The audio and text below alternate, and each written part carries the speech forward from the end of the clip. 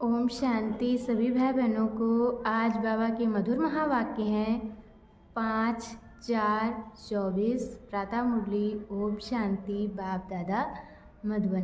बाबा बोले, मीठे बच्चे, बाप को प्यार से याद करो तो तुम निहाल हो जाएंगे। नज़र से निहाल होना माना विश्व का मालिक बनना। प्रश्न है, नज़र से निहाल कींदा स्वामी सद्गुरु, इसका वास्तविक अर्थ क्या है? उत्तर में बाबा ने बताया है, आत्मा को बाप द्वारा जब तीसरी आँख मिलती है और उस आँख से बाप को पहचान लेती है तो निहाल हो जाती है, अर्थात सद्गति मिल जाती है। बाबा कहते, बच्चे देही अभिमानी बन तुम मेरे से नज़र लगाओ, अर्थात मुझे याद करो, और संग तोड़ एक मेरे संग जोड़ो तो बेहाल अर्थात कंगाल से निहाल अर्थात साहूकार बन जाएंगे। ओम शांति। मीठे मीठे रूहानी बच्चे किसके पास आते हैं? रूहानी बाप के पास। समझते हो, हम शिव बाबा के पास जाते हैं। ये भी जानते हैं शिव बाबा सब आत्माओं का बाप है। ये भी बच्चों को निश्चय चाहिए कि वह सुप्रीम टीचर भी है तो सुप्रीम गुरु भी है। सुप्रीम को परम कहा जाता है, उस एक को ही याद करना है। नज़र से नज़र मिलाते हैं। गायन है, नज़र से निहाल कींदा स्वामी सद्गुरु, उनका अर्थ चाहिए। नज़र से निहाल किसको? जरूर सारी दुनिया के लिए कहेंगे, क्योंकि सर्व का सद्गति दाता है। सर्व को इस पतित दुनिया से ले जाने वाला है। अब नज़र किसकी? क्या ये आँखें? नहीं, तीसरी आँख मिलती है ज्ञान की, जिससे आत्मा जानती है ये हम सभी आत्माओं का बाप है। बाप आत्माओं को राय देते हैं कि मुझे याद करो। बाप आत्माओं को समझाते हैं, आत्माएं ही पतित तमो प्रधान बनी हैं।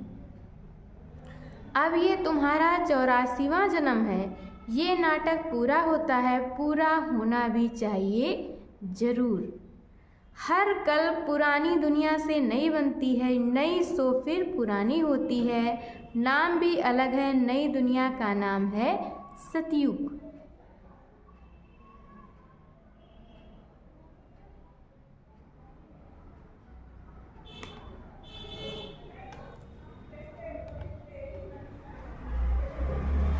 बाप ने समझाया है, पहले तुम सतयुग में थे, फिर पुनर्जन्म लेते 84 जन्म बिताए।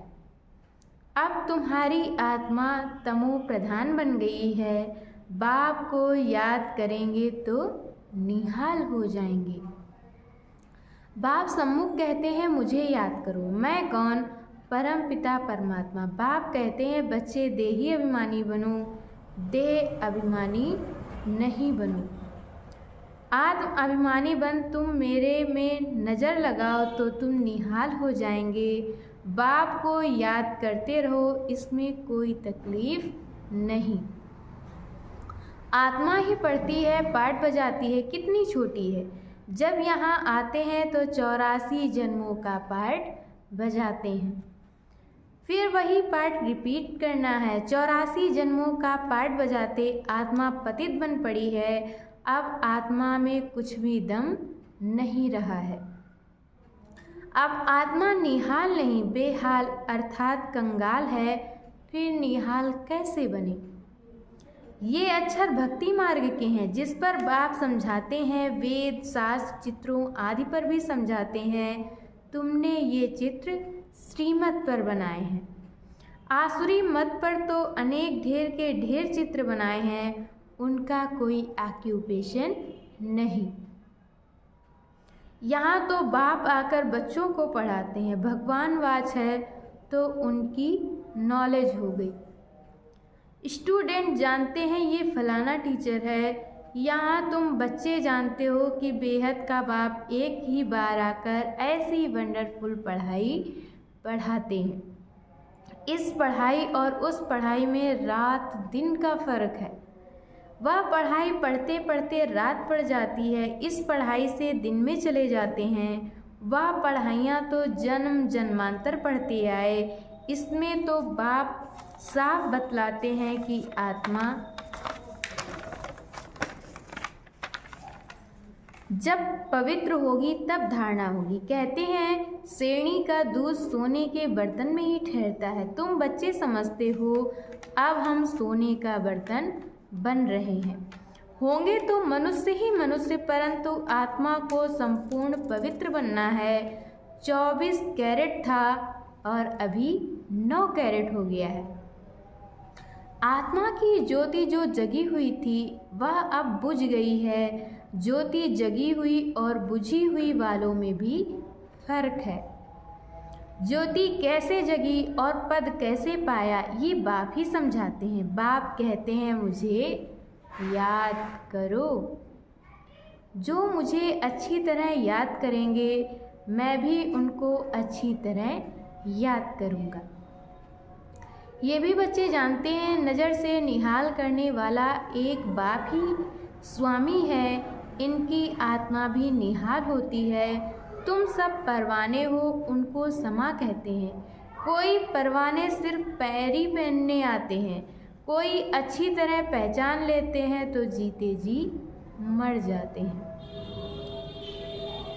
कोई फेरी पहन चले जाते हैं, फिर कभी कभी आते हैं, फिर चले जाते हैं। इस संगम का ही सारा गायन है।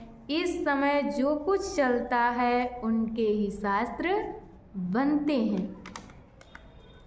बाप एक ही बार आकर वर्षा देकर चले जाते हैं। बेहद का बाप जरूर बेहद का वर्षा देंगे। गायन भी है 21 पीढ़ी। सतयुग में वर्षा कौन देते हैं? भगवान रचयिता ही आधा कल्प के लिए वर्षा देते हैं रचना को। याद भी सब उनको करते हैं। वह बाप भी है तो टीचर भी है, स्वामी सतगुरु भी है। भल तुम और किसको भी स्वामी सतगुरु कहते होंगे, परंतु सत एक ही बाप है। ट्रुथ हमेशा ही बाप को कहा जाता है। वह ट्रुथ क्या आकर करते हैं? वही पुरानी दुनिया को सचखंड बना देते हैं। सचखंड के लिए हम पुरुषार्थ कर रहे हैं। जब सचखंड था तो और सब खंड नहीं थे। ये सब पीछे आते हैं। सचखंड का किसको भी पता ही नहीं। बाकी जो अब खंड हैं उनको तो सबको मालूम है। अपने अपने धर्म स्थापक को जानते हैं। बाकी सूर्यवंशी, चंद्रवंशी और इस संगम युगी ब्राह्मण कुल को कोई जानते नहीं है। प्रजापिता ब्रह्मा को मानते हैं। कहते हैं हम ब्राह्मण ब्रह्मा की औलाद हैं, परंतु वह है कुख वंशावली और तुम हो मुख वंशावली। वह है अपवित्र, तुम मुख वंशावली हो पवित्र। तुम मुख वंशावली बन फिर छी छी दुनिया रावण राज्य से चले जाते हो। वहाँ रावण राज्य होता नहीं। अब तुम चलते हो नई दुनिया में। उनको कहते हैं वॉइसलेस वर्ल्ड। वर्ल्ड ही नई और पुरानी होती है। कैसे होती है ये भी तुम जान गए हो। दूसरा तो कोई की बुद्धि में नहीं है।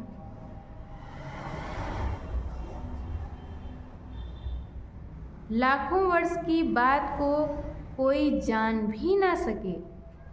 ये तो थोड़े समय की बात है। ये बाप बैठ बच्चों को समझाते हैं। बाप कहते हैं मैं आता ही तब हूँ जब खास भारत में धर्मग्लानि होती है। दूसरी जगह तो किसको पता ही नहीं कि निराकार परमात्मा क्या चीज़ है। बड़ा बड़ा लिंग बनाकर रख दिया है। बच्चों को समझाया है आत्मा का साइज कभी बड़ा छोटा नहीं होता है। जैसे आत्मा अविनाशी है वैसे बाप भी अविनाशी है। वह है सुप्रीम आत्मा। सुप्रीम माना वह सदैव पवित्र और निर्विकारी है। तुम आत्माएं भी निर्विकारी थी, दुनिया भी निर्विकारी थी। उनको कहा ही जाता है संपूर्ण निर्विकारी। नई दुनिया फिर जरूर पुरानी होती है, कला कम होती जाती है। 2 कला कम चंद्रवंशी राज्य था, फिर दुनिया पुरानी बनती जाती है। पीछे और खंड आते जाते हैं, उनको कहा जाता है बाईप्लाट। परंतु मिक्सअप हो जाते हैं। ड्रामा प्लान अनुसार जो कुछ होता है वह फिर रिपीट होगा। जैसे बौद्धियों का कोई बड़ा आया, कितनों को बौद्ध धर्म में ले गया, धर्म को बदला दिया। हिंदुओं ने अपना धर्म आपे ही बदला है, क्योंकि कर्म भ्रष्ट होने से धर्म भ्रष्ट भी हो पड़े हैं, वाम मार्ग में चले गए हैं। जगन्नाथ के मंदिर में भी भल गए होंगे, परंतु कोई का कुछ ख्याल नहीं चलता। खुद विकारी हैं तो उन्हों को भी विकारी दिखा दिया है। ये नहीं समझते कि देवताएं जब वाम मार्ग में गए हैं तब ऐसे बने हैं। उस समय के ही ये चित्र हैं। देवता नाम तो बड़ा अच्छा है, हिंदू तो हिंदुस्तान का नाम है, फिर अपने को हिंदू कह दिया है। कितनी भूल है। इसलिए बाप कहते हैं यदा यदा ही धर्मस्य। बाबा भारत में ही आते हैं, ऐसे तो नहीं कहते मैं हिंदुस्तान में आता हूँ। ये है भारत। हिंदुस्तान व हिंदू धर्म है नहीं, मुसलमानों ने हिंदुस्तान नाम रखा है। ये भी ड्रामा में नूंद है, अच्छी रीति समझना चाहिए। ये भी नॉलेज है।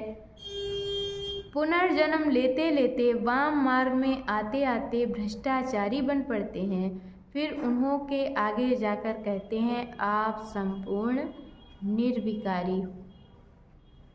हम विकारी पापी हैं और कोई खंड वाले ऐसे नहीं कहेंगे हम नीच हैं अथवा हमारे में कोई गुण नहीं है। ऐसे कहते कभी सुना नहीं होगा। सिख लोग भी ग्रंथ के आगे बैठते हैं, परंतु ऐसे कभी नहीं कहते कि नानक तुम निर्विकारी हम विकारी। नानक पंथी कंगन लगाते हैं, वह है निर्विकारी पने की निशानी, परंतु विकार बिगैर रह नहीं सकते, झूठी निशानियां रख दी हैं। जैसे हिंदू लोग जनेऊ पहनते हैं, पवित्रता की निशानी है। आजकल तो धर्म को भी नहीं मानते। इस समय भक्ति मार्ग चल रहा है, इनको कहा जाता है भक्ति कल्ट। ज्ञान कल्ट सतयुग में है। सतयुग में देवताएं हैं संपूर्ण निर्विकारी। कलयुग में संपूर्ण निर्विकारी कोई हो ना सके। प्रवृत्ति मार्ग वालों की स्थापना तो बाप ही करते हैं, बाकी सब गुरु हैं निवृत्ति मार्ग वाले। उनसे उन्हों का जोर जास्ती हो गया है। बाप कहते हैं ये जो कुछ तुमने पढ़ा है उनसे मैं नहीं मिलता हूँ।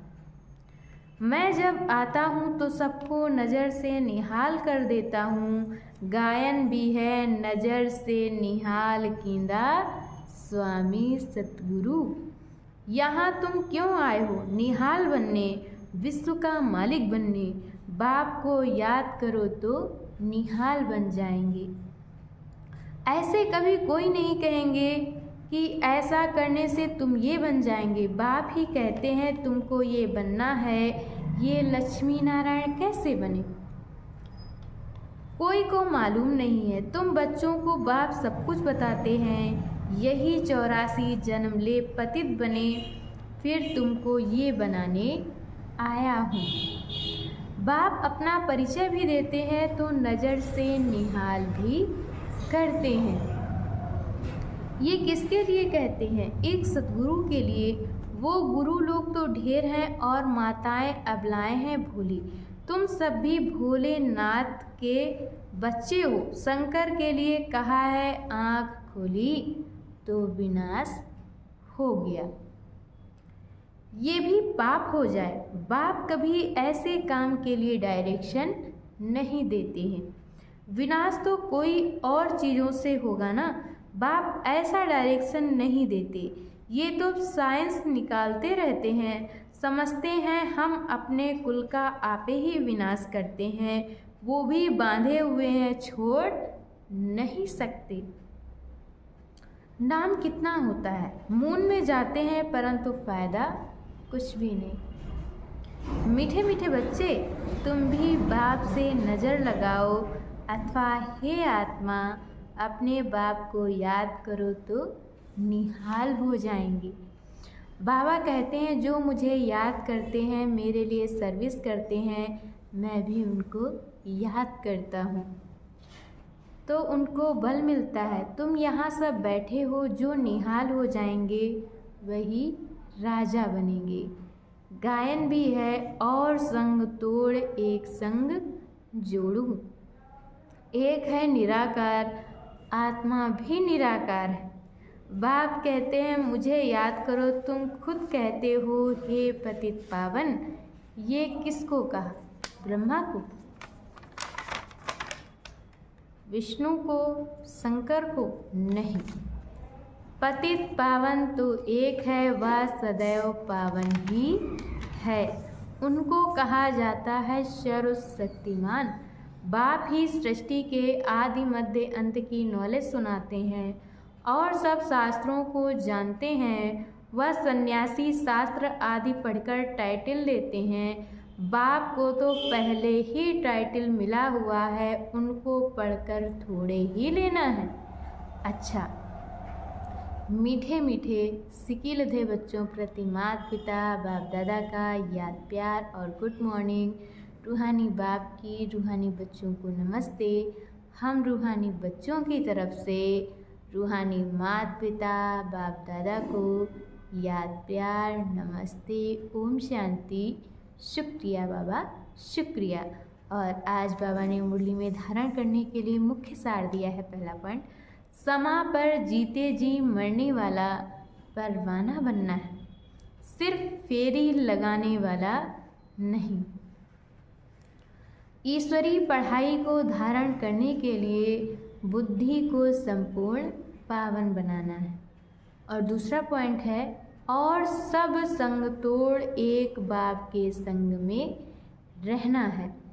एक की ही याद से स्वयं को निहाल करना है। और आज बाबा ने वरदान दिया है, दिल की महसूसता से दिलाराम की आशीर्वाद प्राप्त करने वाले स्वपरिवर्तक भव।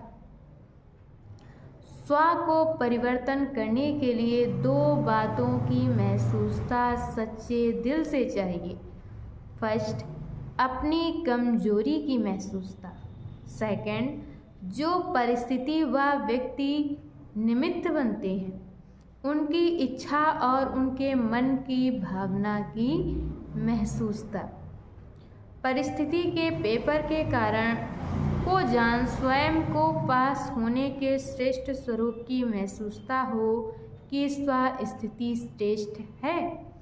परिस्थिति पेपर है, ये महसूसता सहज परिवर्तन करा लेगी। और सच्चे दिल से महसूस किया तो दिलाराम की आशीर्वाद प्राप्त होगी। और आज की मुरली का स्लोगन है, वारिस वाह है जो एवर रेडी बन, हर कार्य में जी हजूर हाजिर कहता है। अच्छा, ओम शांति।